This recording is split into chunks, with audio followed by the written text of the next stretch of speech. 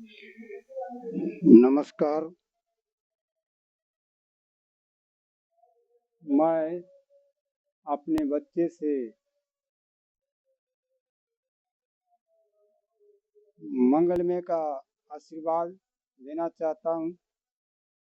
2025 का आज अंतिम दिन है। ईश्वर की कृपा आप लोगों पर बरसे रहे। 2026 आपके लिए मंगलमय रहे। आप लड्डुओं एवं मिठाई के साथ पुनः विद्यालय में आकर बरसाने का कोशिश करें। आज मैं 50 प्रीवियस क्वेश्चन लेकर के आए हैं। उम्मीदता मुझे विश्वास है जो इनमें से 30 से 35 प्रश्न आना ही आना चाहिए। वस्तुनिष्ठ टाइप की प्रश्न है। प्रश्न की पहला है,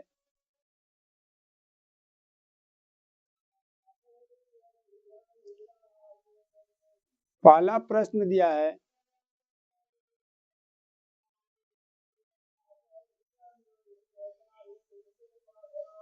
किसी वृत्त पर बाह्य बिंदु से कितनी स्पर्श रेखाएं खींची जा सकती है। ऑप्शन नंबर ए में दिया है 1, बी में दिया है 2, सी दिया है 3 और डी में है 4। ये वृत्त है, इसकी बाह्य बिंदु से हम स्पर्श रेखा की बात किया जाए तो केवल 2 स्पर्श रेखा खींच सकते हैं।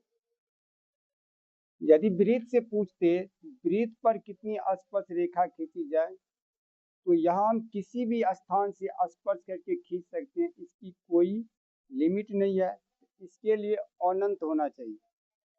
जब बाह्य बिंदु की फिक्स किया जाए तो उस बिंदु से केवल हम 2 स्पर्श रेखा खींच सकते हैं, जो हमारी ऑप्शन नंबर बी में दिए हैं 2। Option number B will be the correct answer होगी। पहली क्वेश्चन को हम देखते हैं। पहला क्वेश्चन में दिया है, यदि वृत्त की त्रिज्या 7 cm है तो उस अर्धवृत्त की परिमिति होगी। ऑप्शन नंबर ए में दिया है 36 cm, बी दिया है 63 cm, सी दिया है 67 cm, जबकि डी दिया है इनमें से कोई नहीं। हम जानते हैं वृत्त का परिधि होता है, वृत्त का परिधि 2 पाई आर होता है। परिधि होता है बाउंड्री की मापों का योग। ये उजला कलर में जो है ये बाउंड्री है, ये परिधि होगा। यदि इसे बीच से काट दें तो इस कंडीशन में हमें अर्धवृत्त प्राप्त होगा। तो वृत्त की परिधि की 2 से तो हम भाग देंगे तो होगा पाई आर। तो यहाँ से यहाँ हुआ पाई आर। ये बाउंड्री जो है ये कटान, ये हमारी व्यास है। व्यास जो होता है आर और आर, आर प्लस आर, इसलिए इसमें ऐड हो जाएगा 2 आर। हम देखते हैं आर प्लस से उधर भी है इधर भी है, तो आर को हम कॉमन लेंगे तो बचेगा पाई प्लस आर, निकलने पर 2 लिखेंगे आर। पाई की मान होता 22/7 जो 2/1। आर की वैल्यू हमें दिया है 7 cm। हम यहाँ आर की वैल्यू 7 रखेंगे। ये दोनों का एलसीएम 1 और 7 का होगा 7, 22 जोड़ 7 दूनी 14, 7 गुना ये दोनों को जोड़ने पर होता है 36/7। 7 से 7 कट गया, 36 cm, जो हमारी ऑप्शन नंबर ए में दिया हुआ है। तो option number A will be the correct answer होगी। अगली क्वेश्चन की ओर जाते हैं हम। क्वेश्चन नंबर 3 में दिया है, बिंदु -6, -7 का कोटि है। हम जानते हैं निर्देशांक में x, y होता है। पहला जो होता है बहुभुज और y के स्थान पर जो होता है वह कोटि होता है। तो यहाँ -6, -7, तो भुज के स्थान पर 6 है और कोटि के स्थान पे है -7। ऑप्शन नंबर ए 6 नहीं होगा, ऑप्शन नंबर बी 7 नहीं होगा, ऑप्शन नंबर सी -7, तो option number B will be the correct answer होगी। क्वेश्चन नंबर हम आगे की ओर बढ़ेंगे। अगली क्वेश्चन दिया है, यदि किसी त्रिभुज के शीर्ष के नियामक -1,6, 5,2 एवं 8,2 हो तो इसके केंद्र नियामक होंगे। यहाँ 8,-2 है, 8,-2, तो केंद्र नियामक में हम करेंगे x1 + x2 + x3 तीनों को ऐड करेंगे। x1 के स्थान पे है x1, x2, x3, ये तीनों का स्थान पे है -1 +5 +8/3 करेंगे तो हो जाएगा 8, 5, 13 में से 1 गया 12/3 = 4। ऑप्शन नंबर बी में देखते हैं, जो x के स्थान पे 4 है, तो option number B will be the correct answer होगा। यदि हम y को ऐड करना चाहते हैं तो 0 + 2 ± 2 लिखेंगे, 0 + 2 -2/3, 2 प्लस माइनस कट के 0/3 = 0। तो देखते हैं इसके दूसरी स्थान पर 0 है। वैसे ऑप्शन नंबर ए से हमें मैचिंग कर गया तो हमें ऑप्शन नंबर दूसरी स्थान का कोई जरूरी नहीं था। यदि ऑप्शन नंबर ए में 2 ऑप्शन में 4-4 रहता तो हम जो है दूसरे को चेक करते हैं। ऑब्जेक्टिव क्वेश्चन में जितना समय बचे उतनी अच्छा रहेगा। अगली हम देखते हैं जो क्वेश्चन नंबर, यहाँ मिस टाइपिंग है, 7 नंबर दिया है, तो 7 को हम बना करके बढ़ते हैं। 7 में दिया है, यदि किसी गोले की त्रिज्या 3 गुनी हो जाती है तो इसका आयतन कितना गुना होगा। हम लोग जानते हैं जो गोले के आयतन में त्रिज्या पर पावर 3 होता है, घन रहता है, तो हम करेंगे क्या, यदि त्रिज्या 1 गुना हो, त्रिज्या बराबर 1 गुना हो, त्रिज्या 1 गुना हो तो हम आयतन के लिए 1 पर पावर 3 करेंगे तो 1 ही गुना यानी बराबर रहेगा। यदि त्रिज्या 2 गुना हो तो हम 2 पर पावर 3 करेंगे तो 8 गुना होगा। यदि त्रिज्या 3 गुना हो उस कंडीशन में हम 3 पर 3 करेंगे तो 27 गुना होगा। हमें कहता है किसी गोले की त्रिज्या तिगुनी हो तो उसकी आयतन कितना गुना होगा। ऑप्शन नंबर ए 3 गुना, ऑप्शन नंबर बी 6 गुना, ऑप्शन नंबर सी 9 गुना, ऑप्शन नंबर डी 27 गुना, ऑप्शन नंबर डी हमारी will be the correct answer होगी। हम अगली क्वेश्चन की ओर बढ़ते हैं। अगली क्वेश्चन है, यदि शंकु की तिर्यक ऊंचाई क्या होगी। वक्रपृष्ठ क्षेत्रफल दिया है 880 cm² और त्रिज्या दिया है 14 cm, तो शंकु की तिर्यक ऊंचाई क्या होगी। जब वक्रपृष्ठ क्षेत्रफल दिया है और शंकु की त्रिज्या दिया है तो हम जानते हैं शंकु का वक्रपृष्ठ क्षेत्रफल होता है πr/l, πr/l बराबर होगा 880 cm²। पाई की वैल्यू रखते हैं 22/7 और आर हमें दे दिया गया है 14, एल बराबर 880 cm²। एल की वैल्यू निकालना है, 7 से 14 कटेगा 2 बार में, 22 दूनी होगा 44 गुना एल बराबर 880 cm²। 44 को उधर भेजेंगे तो इसको 2 बार में काटेगा, 44 दूनी 28, 88 और 0 यहाँ चलेगा, एल बराबर 20 cm। अब ऑप्शन को देखते हैं। ऑप्शन नंबर ए 10 cm नहीं होगा, ऑप्शन नंबर बी 20 cm, तो option number B will be the correct answer होगी। अब हमारी क्वेश्चन आगे की ओर बढ़े। अगली क्वेश्चन है एक पहिया, एक पहिए का व्यास दिया है 40 cm। ये पहिया द्वारा 176 मीटर की दूरी तय करने में इसे कितने बार चक्कर लगाना पड़ेगा। तो पहिया के एक चक्कर में कितना दूरी तय करता है, तो हम पहले उनकी परिधि निकालेंगे। तो पहिया का दिया है, पहिया का व्यास दिया है d 40 cm। हम यहाँ से इसका r निकालेंगे। r होगा 40/2, कट के होगा 20 cm।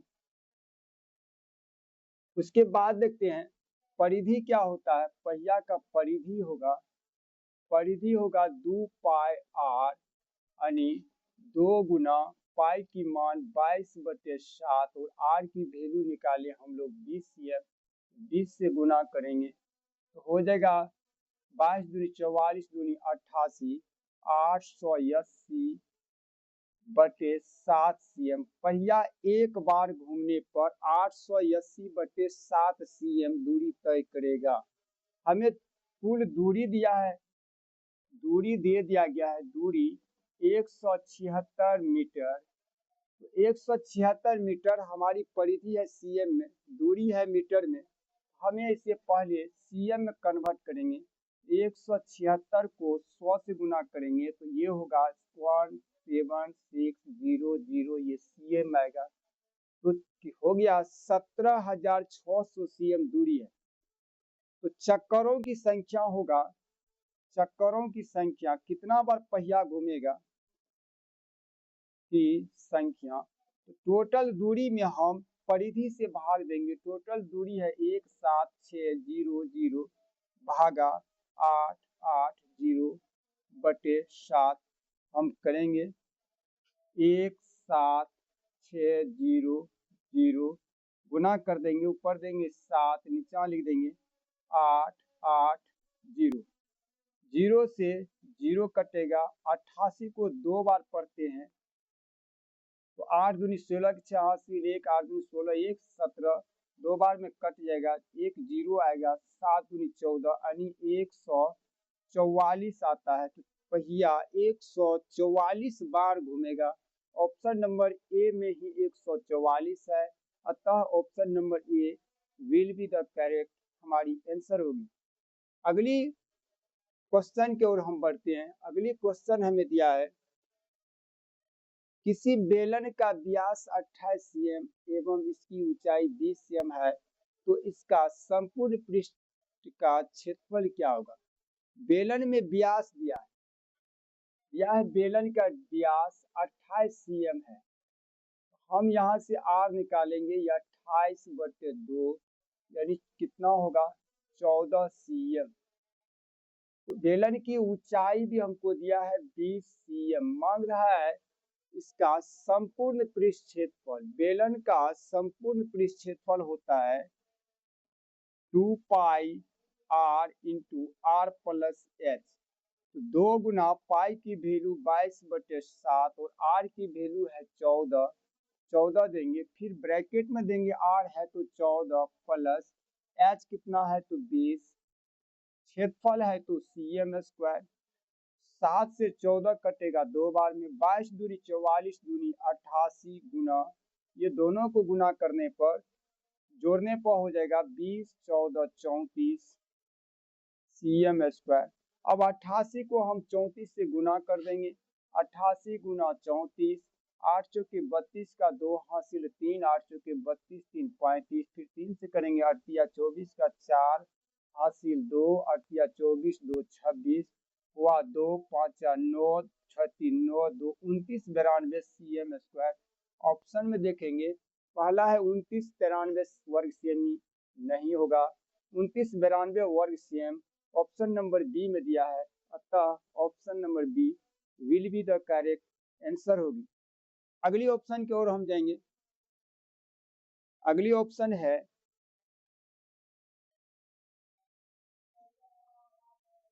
अगली ऑप्शन में दिया है 21 cm। 21 cm त्रिज्या वाले वृत्त के उस चाप की लंबाई क्या होगी जो वृत्त की केंद्र पर 60 डिग्री का कोण बनाता है। तो ये दिया है वृत्त में हमें त्रिज्या दिया है 21 cm, त्रिज्या दिया है 21 cm और यहाँ कोण बना रहा है 60 डिग्री। तो यहाँ भी त्रिज्या दिए 60 डिग्री कोण बना, तो ये भी त्रिज्या हमेशा बराबर होगा 21 cm 21 cm। तो आर हमें दे दिया है 21 cm और हमें थीटा भी दे दिया है 60 डिग्री और हमसे पूछ रहा है जो चाप की लंबाई मांग रहा है वृत्त के केंद्र पर बना, तो उस चाप की लंबाई क्या होगा। तो चाप यहाँ से यहाँ तक ये जो वृत्त का ये बाउंड्री जो है ये हमारी चाप है, इसकी लंबाई क्या होगा। तो चाप की लंबाई बराबर होता है चाप की लंबाई बराबर थीटा बटे 360 गुना 2 पाई आर। लिखेंगे थीटा की वैल्यू है 60 बटे 360 गुना 2 गुना पाई की मान होगा 22 बटे 7 और आर दिया है हमें 21 cm।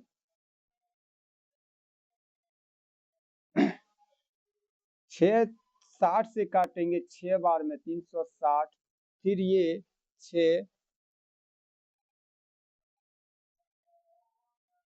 7 तिया 21, 3 से 6 कटेगा, 2 से 2 कटेगा, यानी हमें आ रहा है 22 cm। ऑप्शन नंबर ए 21 cm नहीं होगा, ऑप्शन नंबर बी हमारी 22 cm है, अतः option number B will be the correct answer होगी। अगली ऑप्शन की ओर हम बढ़ते हैं। हमारा अगला प्रश्न है किसी वृत्ताकार क्षेत्र की परिधि 4 पाई मीटर है तो उसकी त्रिज्या क्या होगा। परिधि 4 पाई मीटर है, उसकी त्रिज्या क्या होगा। तो वृत्त की परिधि दिया है 4 पाई, हम लोग परिधि का सूत्र इधर अप्लाई करेंगे तो उसका होता है वृत्त की परिधि 2 पाई आर, लेकिन दिया है 4 पाई, हम पाई से पाई काटेंगे 2 से 4 2 बार में आर बराबर 2। ऑप्शन नंबर ए 1 मीटर नहीं होगा, ऑप्शन नंबर बी 2 मीटर, अतः option number B will be the correct answer होगी। अगली क्वेश्चन की ओर हम जाते हैं। अगली क्वेश्चन दिया हुआ है 70 80 50 60 70 40 50 90 50 30 का बहुलक क्या होगा। बहुलक होती है जो जितनी बार दोहराया जाए वही संख्या बहुलक होगी, यानी जिनकी बारंबारता सबसे ज्यादा होगी। हम यहाँ देखते हैं 70 2 बार है, 50 1 2 2 3, शायद 50 ही 3 बार है, तो बहुलक वर्ग होगा 50। जो ऑप्शन नंबर ए 70 नहीं होगा, ऑप्शन नंबर बी 50, अतः option number B will be the correct answer होगी। अगली क्वेश्चन देखते हैं। अगली क्वेश्चन है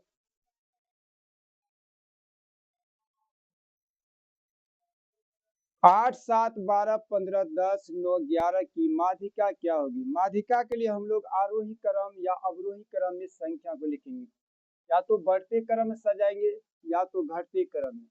बढ़ते क्रम में सबसे छोटी संख्या यहाँ देखते हैं 7, उससे आगे होगा 8, उससे आगे होगा 9, उससे आगे होगा 10, 10 से आगे होगा 11, 11 से आगे होगा 12, 12 से आगे होगा 15। 1 2 3 4 5 6 7, 1 2 3 4 5 6 7, तो संख्या का नंबर है विषम 7, तो हम 3 3 हटा देंगे, शुरू से 3 अंतिम से 3, तो बीच वाला है 10, अतः माध्यिका होगा माध्यिका ऑप्शन नंबर ए 9 नहीं होगा, ऑप्शन नंबर बी 10, अतः option number B will be the correct answer होगी। अगली क्वेश्चन की ओर हम जाते हैं। अगली क्वेश्चन है समांतर श्रेणी 14 9 4 1 6 का nवां पद क्या होगा। दिया है A1 दिया है 14, A2 दिया है 9, A3 दिया है 4, A4 दिया है 1, A5 दिया है 6। तो D बराबर होता है अगला पद माइनस पिछला पद, A2 माइनस A1, 9 घटो 14, तो हमें निकल के आएगा 9 5 14 माइनस का 5। तो कहता है एनवा पद क्या होगा, एनवा पद बराबर होगा ए एन बराबर सूत्र होता है A plus N minus 1 into D. ये हमारी प्रथम पद है 14, तो लिखेंगे 14 plus N minus 1 into D. D दिया है माइनस का 5, 14 प्लस माइनस माइनस का 5 एन माइनस माइनस प्लस 5, 9 में से 5 जाएगा तो 9 से 5 14 से 5 निकलेगा तो 9 5 14 minus 5 N. Option number A 19 plus 5 N, option number B 19 minus 5 N नहीं होगा, option number C 19 plus N नहीं होगा, तो ऑप्शन नंबर डी इनमें से कोई नहीं। तो अतः option number D will be the correct answer होगी। अगली ऑप्शन है, अगला विकल्प दिया है समांतर श्रेणी 2 7 12 का डॉट डॉट का 10वां पद क्या होगा।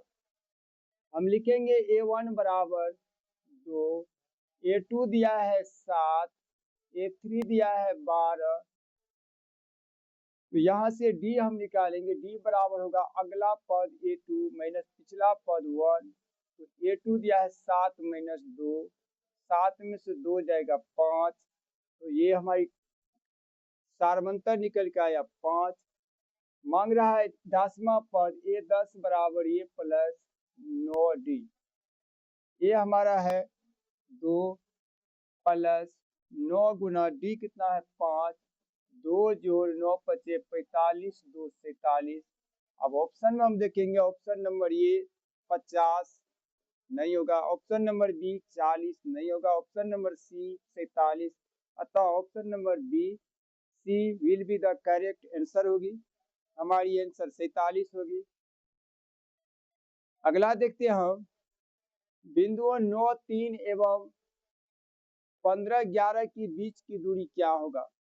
बीच की दूरी बराबर होता है x2 माइनस x1 का वर्ग प्लस y2 माइनस y1 का वर्ग अंडर रूट। हम देखते हैं x1 है कितना 9, y1 कितना है 3 और x2 है 15, y2 है 11, तो हम लिखेंगे तो 15 घटो 9 इसका वर्ग प्लस 11 घटो 3 इसका वर्ग अंडर रूट। 15 से 9 गया 6, 6 का वर्ग जोड़ 11 में से 3 गया 8 का वर्ग अंडर रूट।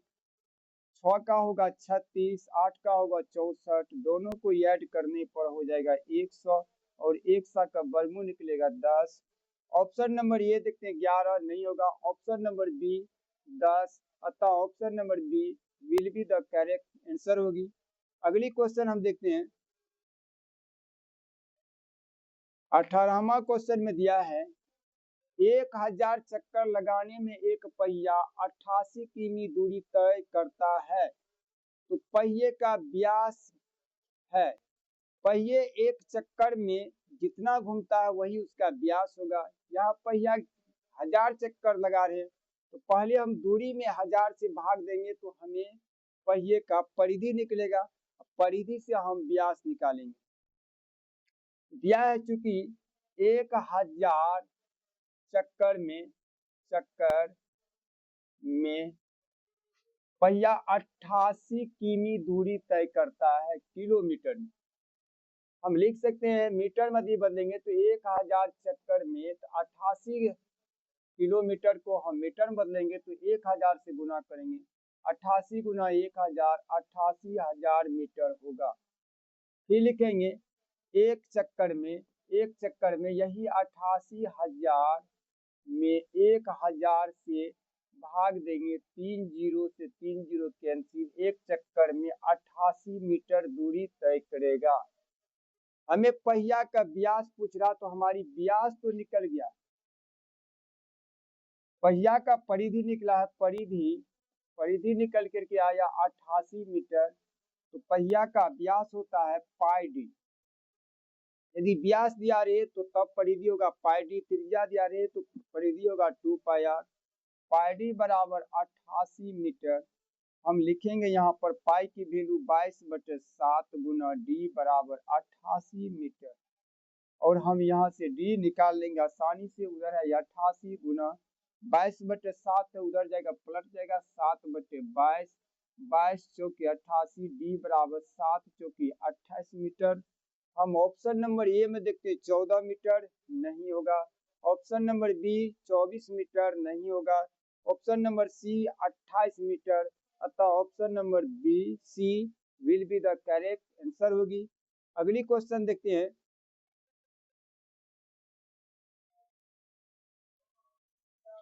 निम्नलिखित में कौन सी किसी घटना की प्रायिकता नहीं हो सकती है?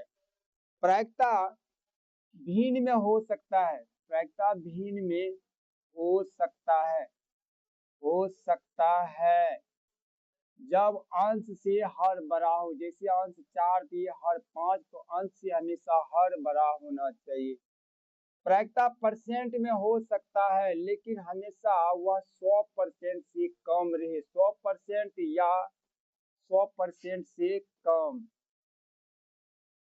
प्रायिकता दशमलव में हो सकता है, दशमलव में भी हो सकता है, लेकिन दशमलव से पहले 0 होना चाहिए, दशमलव से पहले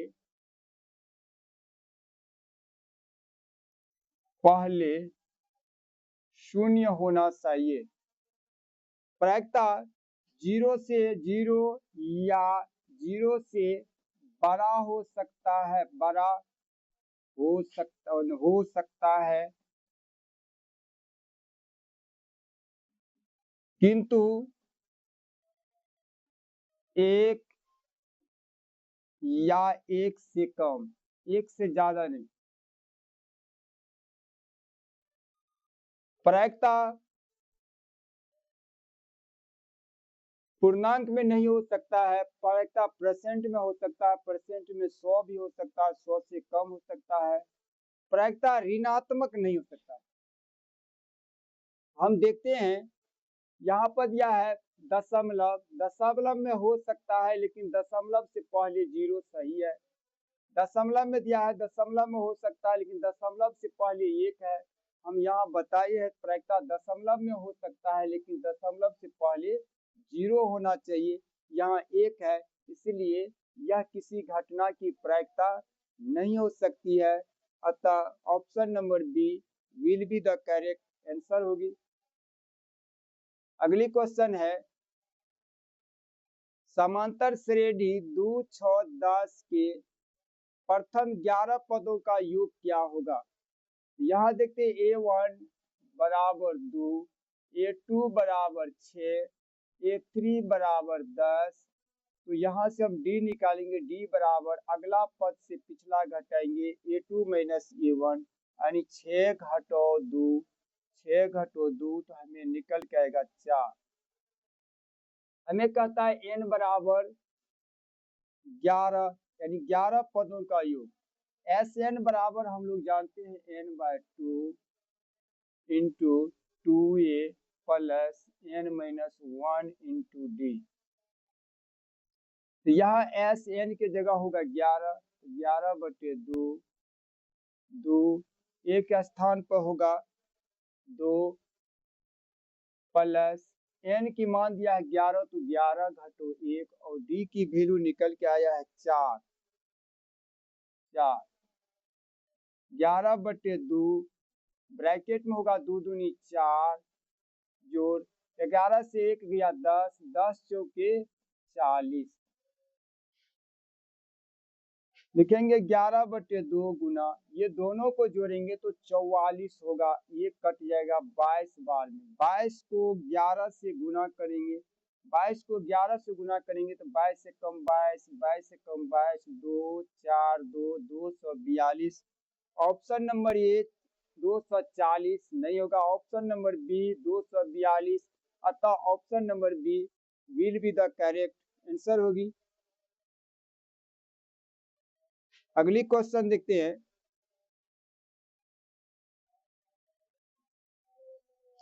अगली क्वेश्चन में दिया है अंतः स्पर्श करने वाले दो वृत्त की कितनी उभयनिष्ठ स्पर्श रेखा होगी। स्पर्श रेखाएं होगी। अंतः स्पर्श करने वाले दो वृत्तों की कितनी उभयनिष्ठ स्पर्श रेखा होगी। अंतः स्पर्श करने वाली एक वृत्त और दूसरी वृत्त जो है अंदर में जाकर के उसकी स्पर्श करती है, तो इससे हम ये दो उभयनिष्ठ, एक होकर के दूसरा होकर के जाएगी पहली रेखा, और यहाँ से खींचेंगे तो ये दोनों को टच करके जाएगा। अतः दो स्पर्श रेखाएं खींच सकते हैं। ऑप्शन नंबर ए 1 नहीं होगा। ऑप्शन नंबर बी 3 नहीं होगा। ऑप्शन नंबर डी नीचे दिया गया इसमें 2 है। अतः option number B will be the correct answer होगी। अगली क्वेश्चन है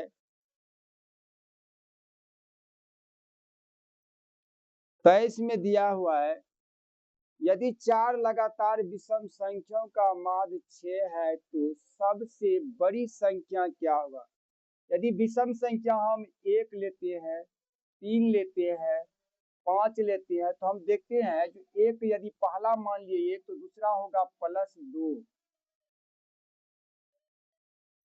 3 हुआ। फिर इसी में देखते हैं प्लस का 4 होगा तो 5 होगा। इस तरह से हम पहला ले लेंगे x, दूसरा होगा इससे 2 ज्यादा, तीसरा होगा इससे 4 ज्यादा, और चौथा होगा इससे 6 ज्यादा। अब दिया है ये सभी का मान x plus x plus 2 plus x plus 4 plus x plus 6, ये चारों का माध्य दिया है हमें 6। चारों का माध्य 6 है। हम यहाँ से लिखेंगे 1 2 3 4 x, अंक को जोड़ते हैं 2 4 6 6 12, बटे का 4 है, भागा में उधर भी तो 6 की तरफ गुना होगा, 6 चौके 24। यहाँ देखते 4x बराबर उधर है 24, प्लस का 12 भेजेंगे तो माइनस का 12, 4x बराबर 12, x बराबर 12 कटेगा 3 बार में, x बराबर 3। हमें कहता सबसे बड़ी संख्या क्या होगी। तो यहाँ देखते ये छोटी छोटी छोटी सबसे बड़ी है x प्लस 6, तो हम लिखेंगे x की वैल्यू निकला है 3 प्लस 6, तो इस कंडीशन में हमें 9 आता बड़ी संख्या। तो हमें देखते हैं ऑप्शन नंबर ए 5 नहीं होगा। ऑप्शन नंबर बी दिया हुआ 9 है, अतः option number B will be the correct answer होगी। अगली ऑप्शन देखते हैं हम। यहाँ दिया हुआ है निम्नलिखित में कौन केंद्र प्रवृत्ति की माप नहीं है। तो केंद्र प्रवृत्ति के माप में हम लोग माध्य निकालते हैं, माध्यक और बहुलक। माध्य निकालते हैं केंद्र प्रवृत्ति में, निकालते हैं माध्यक, निकालते हैं बहुलक, निकालते हैं, अतः परिसर नहीं होगा। Option number D will be the correct answer होगी। अगली क्वेश्चन है वर्ग अंतराल 130 से 150 का वर्ग चिन्ह क्या होगा। वर्ग चिन्ह में क्या होता है, वर्ग अंतरालों को योग बटे 2 करते हैं, निम्न सीमा प्लस ऊपरी सीमा बटे 2। यहाँ दिया है 130 से 150 का वर्ग चिन्ह, तो हम यही दोनों को जोड़ के 2 से भाग देंगे, जोड़ने पे होता है 0, 5 3 8, 280 बटे 2, यदि काटेंगे तो 14 दूनी 28, 140। ऑप्शन नंबर ए 130 नहीं होगा। ऑप्शन नंबर बी 135 नहीं होगा। ऑप्शन नंबर सी 140, अतः option number C will be the correct answer होगी। अगली क्वेश्चन दिया है 23, 15, 25, 40, 27, 25, 22, 25, 20 का बहुलक क्या होगा। हम इनसे पहले भी बहुलक बनाए हैं, जिनकी बारंबारता सर्वाधिक हो वही बहुलक होगा, जो ज्यादा बार रिपीट किया गया हो। यहाँ देखते हैं 23 एक बार क्या है, नहीं होगा। 15 देखते हैं एक बार है, नहीं होगा। 25 देखते हैं एक बार, 2 बार, 3 बार, यही 25 सबसे ज्यादा बार देख रहे हैं। अतः ऑप्शन में देखते हैं 20 नहीं होगा, 25 बी नंबर। अतः option number B will be the correct answer होगी। अगली क्वेश्चन देखते हैं। अगली क्वेश्चन दिया है संख्या 12, 15 एवं 21 का मौसा होगा। 12, 15, 21 का मौसा होगा।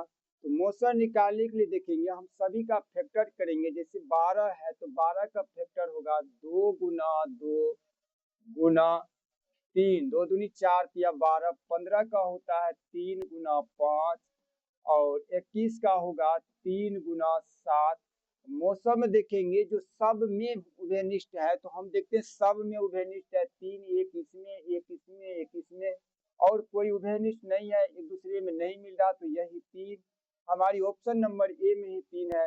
अतः option number A will be the correct answer होगी। अगली क्वेश्चन है प्रत्येक परिमेय संख्या होती है। परिमेय संख्या होती है, परिमेय संख्या को हम p बटे q के रूप में भी लिख सकते हैं। तो प्रत्येक परिमेय संख्या होती है एक प्राकृतिक संख्या, एक पूर्णांक, एक पूर्ण संख्या, एक वास्तविक संख्या। वास्तविक संख्या के अंदर में प्राकृतिक संख्या, पूर्णांक, परिमेय संख्या, सम, विषम सभी कुछ आता है। तो यदि वास्तविक संख्या रियल नंबर दिया हो तो हमें ऑप्शन नंबर डी को टिक लगाना होगा। अतः option number D will be the correct answer होगी। अगली क्वेश्चन है किसी धनात्मक पूर्णांक m के लिए प्रत्येक धनात्मक विषम पूर्णांक का रूप होता है। धनात्मक विषम पूर्णांक में यदि किसी भी सम संख्या से भाग दीजिएगा तो शेष 1 होगा। यदि हम 2 से भाग दें तो 2 और जितना मर्त में लगे मान लो ये, तो शेष बचेगा 1। यदि हम 3 से भाग दें, नहीं 4 से भाग दें, तो 4 से जितना मर्त में लगे मान लो m लगे या p लगे या q लगे, जो लगे 4 से भाग देंगे तो शेष बच सकता है 1 भी। 4 से भाग देंगे, 4 से भाग देंगे तो शेष बच सकता है 3 भी। यदि विषम संख्या में 6 से भाग देंगे तो जितना लगेगा लगाएंगे, उसके बाद शेष बचेगा 1। विषम संख्या में 6 से भाग देने पर या तो 3 या 6 से भाग देंगे तो मान लो इसमें होगा 3 के बाद 5, 6 तो नहीं होगा, 6 में 6 लग जाएगा। तो इसलिए इस कंडीशन देखते विषम संख्या का रूप 2 के रूप में कोई नहीं दिया भाग, 3 के रूप में नहीं दिया है, यहाँ पर दिया है 6 के रूप में। तो 6q नहीं होगा, q प्लस 2 नहीं होगा, q प्लस 6q प्लस 1 यही होगा। ये तो सम संख्या को 6 में किसी भी संख्या से गुना करेंगे, 6 गुना 1 6 प्लस 4 यानी 10, ये हो जाता है सम संख्या। हमें देखते हैं ऑप्शन नंबर सी में 6q प्लस 1, 6 में किसी संख्या से गुना करके 1 जोड़ेंगे तो वह धनात्मक विषम पूर्णांक होगा। इस कंडीशन में हमें option number C will be the correct answer होगी। अगली क्वेश्चन हम देखते हैं।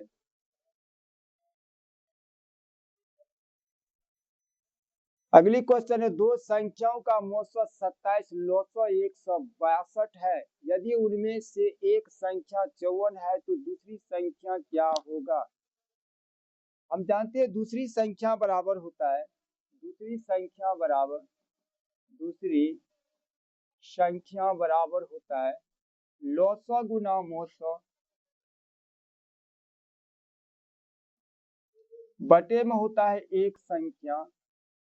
यहाँ देखते हैं तो हमें 900 दिया गया है 162 लिख देंगे, गुना 900 हमें दिया है 27 लिखेंगे, बटे में एक संख्या दिया है 54 तो हम इनको भी लिख देंगे 54।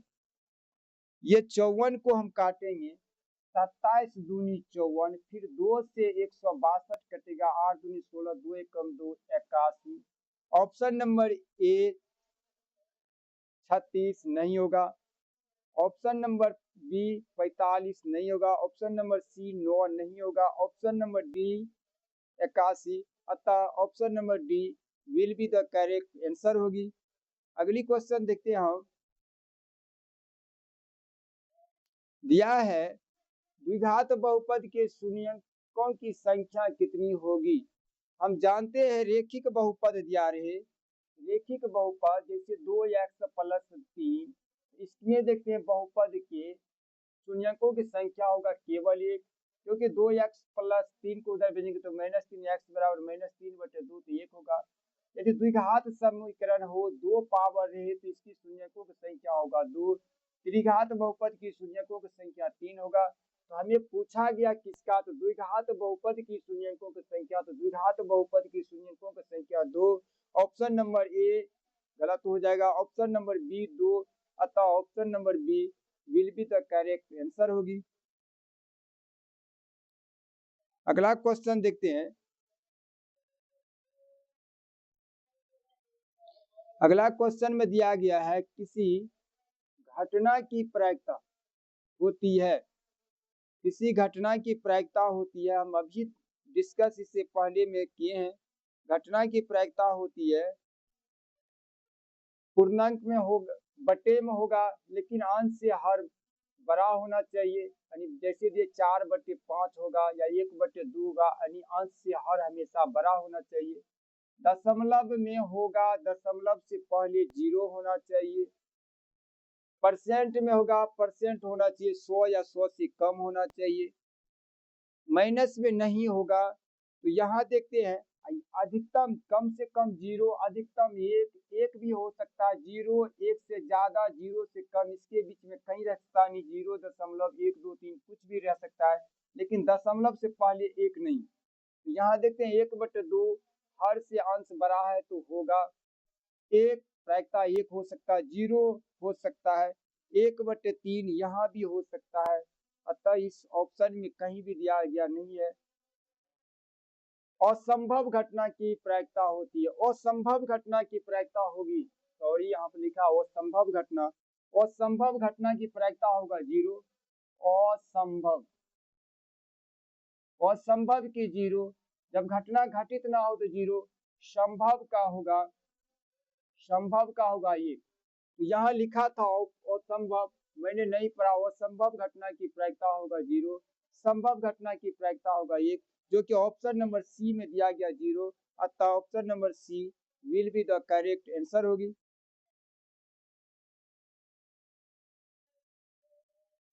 यदि किसी खेल को जीतने के लिए प्रायिकता 0.4 है तो उसे हारने की प्रायिकता क्या होगा। जीतने और हारने की प्रायिकताओं का योग होता है 1, तो हमें टोटल होगा 1 में जीतने की प्रायिकता कितना है 0.4, तो इसको माइनस कर देंगे 0.4, ऊपर माइनस 0.0 करेंगे, क्योंकि 1 के बाद कोई दशमलव बाद स्थान नहीं है, तो यहाँ 0 में से 4 गया तो 6, यहाँ कुछ नहीं तो 0.6। अब ऑप्शन में देखेंगे हम 0.6, यहाँ 0.96 कैंसिल, 1/0.4 कैंसिल, और सी में देखते हैं 0.6 है, अतः सी नंबर हमारी उत्तर होगी, C will be the correct answer होगी। अगली क्वेश्चन है, यदि किसी बारंबारता की सारणी, बारंबारता सारणी का इसमें दिया है, बारंबारता सारणी का माध्य दिया है 27, माध्यिका दिया है 33, तो बहुलक क्या होगा। तो हम लोग जानते हैं बहुलक बराबर होता है, बहुलक बराबर 3 गुना माध्यिका का घटो 2 गुना माध्य,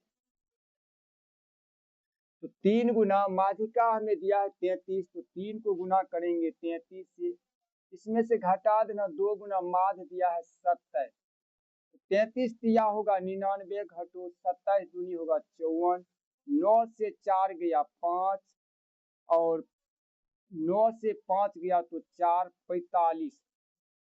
ऑप्शन नंबर ए 30 गलत होगी, ऑप्शन नंबर बी 43 गलत होगी, ऑप्शन नंबर सी 45, अतः option number C will be the correct answer होगी।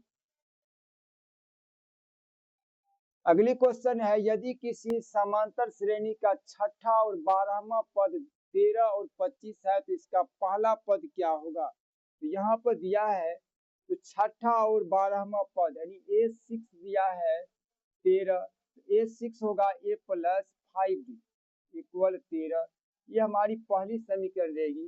दूसरा है दिया है जो 12वां जो है और के बाद 12वां 25 है तो हम लिखेंगे A12 बराबर लिखेंगे 25, A12 बराबर होगा A प्लस 11D, ये होगा 25। तो हम ये दोनों समीकरण को हल करेंगे।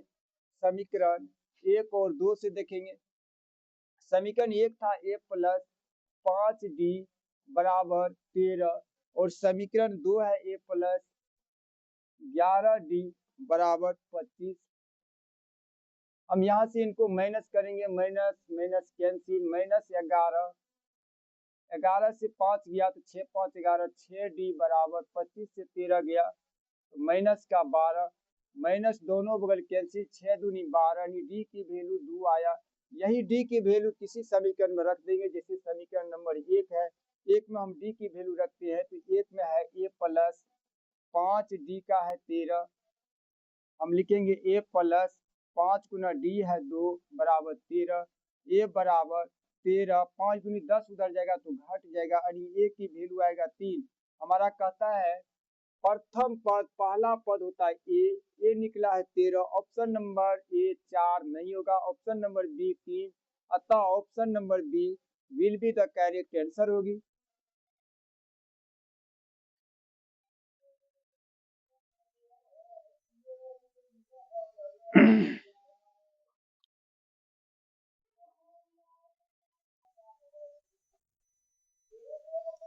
चालीस नंबर क्वेश्चन है,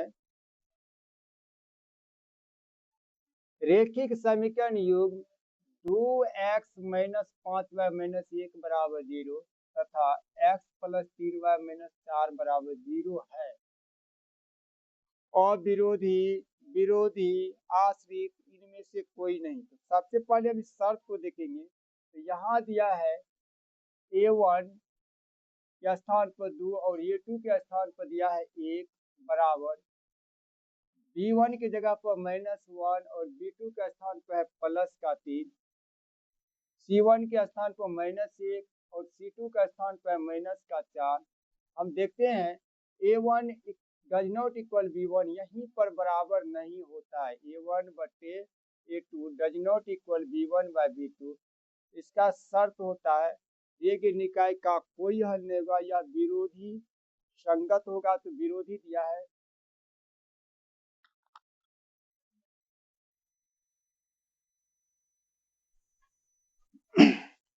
लाइट भागने के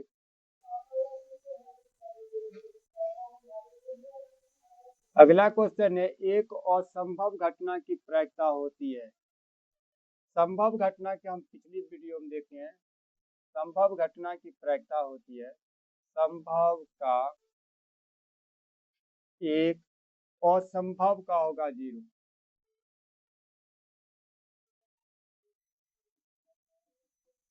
यानी घटनाओं की संभव और संभव की जोड़ होता है 1, 1 जोड़ 0 बराबर 1। हमें पूछा गया असंभव घटनाओं की प्रायिकता, ऑप्शन नंबर ए, अतः ऑप्शन नंबर ए में दिया है 0, ये होगा हमारी सही आंसर। अगला आएंगे हम बिंदुओं -2, 3 और 4, 1 को मिलाने वाले रेखाखंड की मध्य बिंदु का नियामक क्या होगा। मध्य बिंदु के लिए हम लोग करेंगे x1 प्लस x2 दोनों को जोड़ के बटे 2 और y1 प्लस y2 ये दोनों को जोड़ के बटे 2 करेंगे। तो x1 के स्थान पर -2 जोड़ 4 -2 जोड़ 4 बटे 2, y1 प्लस y2 हो जाएगा 3 जोड़ 1 बटे 2। यहाँ हम लोग करेंगे 4 से 2 निकालेंगे 2 बटे 2, यहाँ होगा 3 1 4 बटे 2। तो ये कटेगा एक बार में, ये कटेगा 2 बार, 1, 2। Option number A will be the correct answer होगी। अगला क्वेश्चन है 41 नंबर, कार्य तल में स्थित किसी बिंदु को कोटि का नियामक होता है। कार्य तल में होता है, पहला होता है भुज, अगला होता है कोटि। हमें दिया है 3, -4, इसमें पूछा गया है कोटि का, तो कोटि का होगा -4 जो ऑप्शन नंबर ए में दिया है, अतः option number A will be the correct answer होगी। फिर अगली क्वेश्चन को और देखते हैं। यहाँ दिया है दो समरूप त्रिभुजों की दो संगत भुजाएं 3:5 के अनुपात में है, तो इन त्रिभुजों की क्षेत्रफल का अनुपात क्या होगा। समबाहु त्रिभुज की संगत भुजाएं का दिया है 3:4, उनकी क्षेत्रफलों के अनुपात, क्षेत्रफलों का अनुपात होता है भुजाओं का वर्ग, क्षेत्रफलों का अनुपात होगा, क्षेत्रफलों का अनुपात बराबर होता है बराबर भुजाओं का अनुपात इसका वर्ग होगा। भुजाओं का अनुपात दिया है 3:5, तो इसका वर्ग करेंगे, 3 का वर्ग होगा 9:5 का वर्ग होगा 25। ऑप्शन में देखते हैं, ऑप्शन नंबर ए 9:25 है, अतः option number A will be the correct answer होगी। अगली क्वेश्चन है,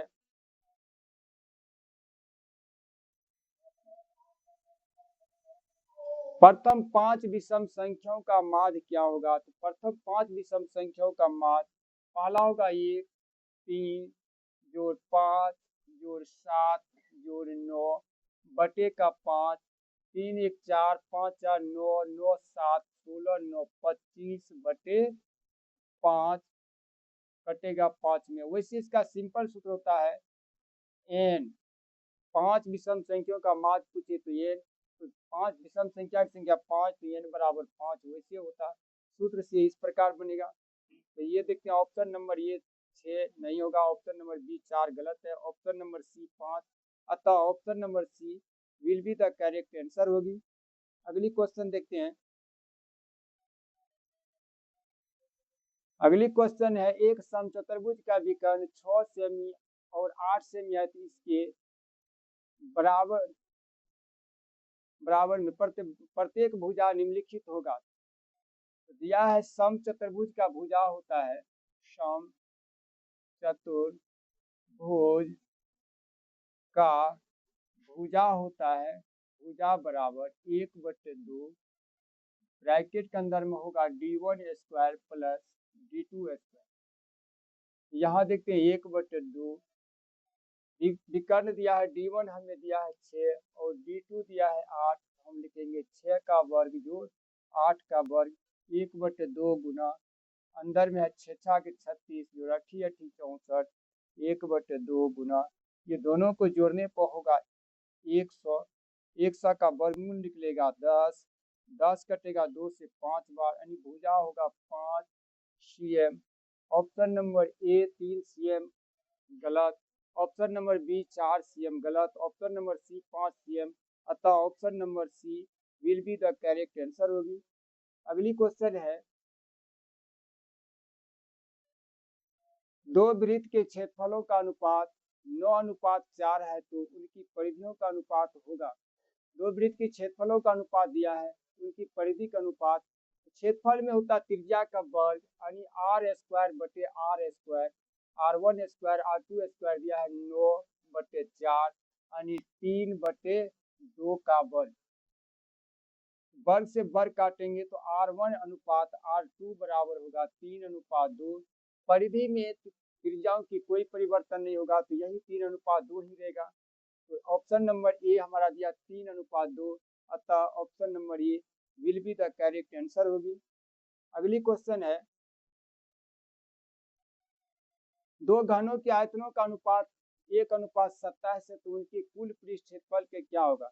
घन के आयतन में भुजा क्यू होता है, यानी 1 बटे 1 दोनों का अनुपात 1/27 हम लिख सकते हैं। ए बटे ए पर घन बराबर 1/3 का घन होगा, 1 का घन 1 होगा, 3 का घन 27 होगा, घन से घन काटेंगे, a बटे a बराबर होगा 1/3।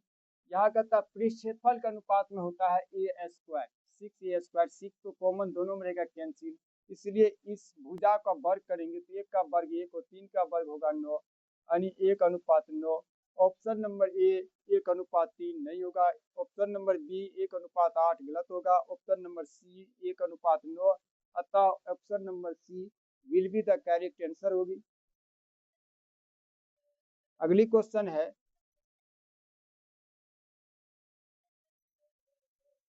49 में दिया है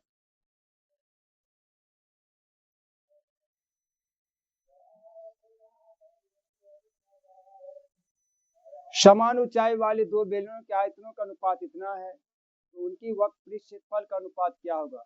ऊंचाई समान रहे तो आयतन में होता त्रिज्या का वर्ग, तो त्रिज्या का वर्ग यानी r1/r2, इसका वर्ग में दिया है 9:16, हम लिख लेंगे r1/r2 का वर्ग बराबर, इसको करेंगे 3/4 का ये वर्ग है, 3 का वर्ग 9, 4 का वर्ग 16, वर्ग से वर्ग कैंसिल करेंगे, r1/r2 बराबर 3/4। पृष्ठफल में त्रिज्या में कोई परिवर्तन होता है, बेलन का पृष्ठफल का 2πr/h, r रहता है तो इसलिए ये 3/4 ही रहेगा, अतः 3:4। Option number A 9:16 cancel, option number B 16:9 cancel, option number C 3:4, अतः option number C will be the correct answer होगी। अगला क्वेश्चन है 50 का, यदि किसी शंकु के वक्र पृष्ठफल 880 वर्ग सीएम है और उसकी त्रिज्या 14 सेमी है तो इसकी तिर्यक ऊंचाई क्या होगा। वक्र पृष्ठफल और त्रिज्या दिया है तो उसकी तिर्यक ऊंचाई, तो हम लिखेंगे यहाँ पर शंकु का वक्र पृष्ठफल दिया है पाई आर एल दे दिया है 880 cm स्क्वायर, फिर लिखेंगे पाई का मान 22/7, आर की मान दिया है 14 और एल बराबर 880 cm स्क्वायर। ये कटेगा 2 बार में, 22 दूनी 44 गुना एल बराबर 880 cm स्क्वायर। एल बराबर 880 बटे हो जाएगा 44, 44 से कटेगा 2 बार में 20, एल बराबर 20, यानी हमारी तिर्यक ऊंचाई निकल करके आया है 20 cm। Option number B will be the correct answer होगी। 14 नंबर की क्वेश्चन में हम निकाले थे